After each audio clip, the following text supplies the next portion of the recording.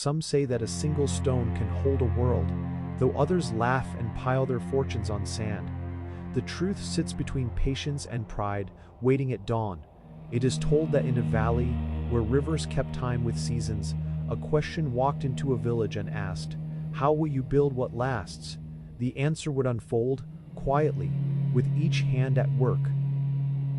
There was a village wedged against a slow river, where families spoke of seasons and counted hands rather than coins, and every child learned to see the horizon as a promise. The village had two ways of thinking. Some prized speed and bright returns, others treasured steady work and patient designs, and all watched the river and wondered which method the river itself would choose. They gathered at the common green to ask who could keep a home through storms, and the debate grew tight as day. Einar was a young apprentice with calloused palms and a slow curiosity. He watched elders lift heavy stones with quiet ceremony and wondered where their patience came from. He admired two neighbors, Anya, who sought clever shortcuts and bright facades, and Ivar, the old mason who spoke little but built slowly, stone by stone. Einar felt the tug of both worlds and asked which choice would carry a house through the first great winter. Ivar, the old mason, would sometimes whisper to stones as if they kept memory, telling Einar that foundations are silent teachers. He said, "Begin with one stone, then another, then another, then another. Let time be the mortar between them." His answer was not flashy, but it held a look of unhurried certainty that made Einar's chest both ache and steady. The boy left with a simple instruction and a heavier heart, knowing a path lay before him. When the village council asked who would build the new communal hall, two offers rose. Anya proposed fast walls and ornate cornices, built quickly to show prosperity. Ivar offered a foundation laid patiently, stone by stone, with time to test each bond. Einar listened to the applause for speed and the quiet nods towards steadiness, feeling the moment of choice press down like the first mortared layer. He would have to decide whose method he would trust. Anya moved with fire, raising walls that gleamed like new fruit, quick mortar and flourishes that made children point with delight. The village admired the immediate beauty and the sense of having arrived. Her work was clever and loud, and many began to trust the shine over the slow, dusty method that Ivar advocated, and Einar felt the pull of applause. Yet where light is sudden, shadows sharpen, and not all applause holds when weather comes. Promises of speed arrived with splendid offers, thicker plaster, painted facades, and festivals to mark the quick completion, all binding villagers to the thrill of now rather than the work of later. For a while the riverside hummed with celebration, and pockets of comfort grew where there had been none, making the idea of patience feel distant. Yet the sky kept its own calendar, blind to human revelry, and clouds began to gather faintly on distant hills. When the first real winter wind pierced the valley, Anya's plaster trembled where mortar had been hurried, and her ornate cornices gathered ice that slipped like loose pages. Cracks began to map across bright walls as frost found seams not properly set, and villagers rushed with blankets and frantic hands to cover the failing surfaces. The warmth they had celebrated drew thin like smoke, and unease spread. A small murmured worry that carried the scent of consequences. Ivar had begun in the opposite manner, laying stones that fit and settling each with time-tested mortars while the rest of the village gambled on show. He worked in seasons, sometimes pausing to let frost pass and sometimes returning to reseat a stone that did not sit true. His progress looked slow to the crowd, but every seam he paid attention to closed against the wind. People would come to touch the cool, solid line of his half-built foundation and feel steadiness under the fingers. Einar watched the failures and the firmness and felt doubt like a two-headed bird in his chest. He had been tempted by Anya's speed and now saw how hollow shine could be, but he also resented how little applause followed steady work. The choice stretched into a daily test to chase immediate comfort or hold to a slower craft that promised solidity and Einar began to test his own willingness to wait. He stood at the project like someone choosing which river to follow.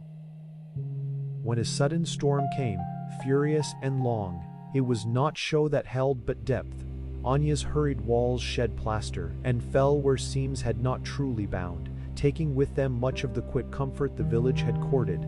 The cold and the rain revealed what speed had hidden, and hands that had once applauded now turned to haul rubble and salvage what was left. Einar saw neighbors who had sought swift reward, now learning the shape of real repair. After the storm, the village divided not in mockery but in work. Some mended the flashy ruins, and others joined Ivar where the foundation held, learning to place stone with care. Einar chose to stand with Ivar and learned the rhythm of patient labor: measure, seat, settle, step back, breathe, return. A slow music that taught him to respect friction and fit. In that measured cadence, he began to understand the economy of time itself, small acts that compound into refusal to fail. They set a rule in the morning. Each mason would place at least one stone that would not be replaced hastily, but set with care. And each morning they kept their vow even when breath came ragged and motion stiff.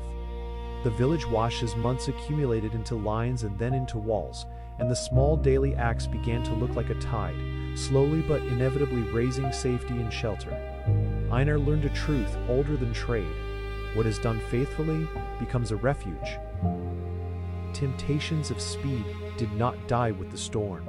Craftsmen offered quicker molds and prettier trims, and the lure of faster finish whispered in the ears of the impatient. But now the village had seen the cost of haste and the quiet strength of steadiness, and debates were softer, informed by the hard lesson of broken plaster. Einar felt old doubts like ghosts, but he had learned that ghosts cannot shift a well-laid stone. Only time can test their presence. As seasons turned, Ivar's foundation grew deep and true, roots of stone sinking into bedrock, unseen but mighty. The hall's base became a promise to future hands that this place would hold through cold and feast. People began to sleep easier under its shadow, trusting that what was slow and unseen could be more faithful than the loud and immediate. Einar found that the act of building had changed him. Where once he sought applause, he now found satisfaction in the sound of stone settling.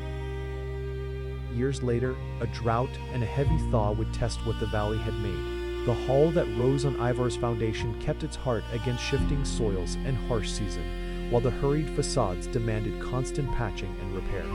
Villagers learned to read buildings as one reads faces.